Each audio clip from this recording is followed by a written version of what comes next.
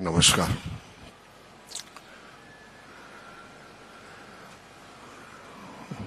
माझी श्रद्धांजली.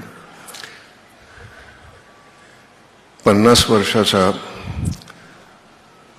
दादाचा आणि माझा संबंध. दादा कार्यकर्ता होता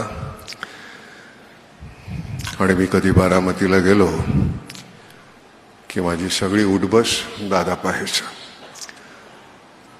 दादा 18-19, मी 25, शरदराव 35. 50 वर्ष खूप होतात, खूप आठवणी आहेत. फक्त हेच आहे, इतकी मंडळी आज जमली आहेत.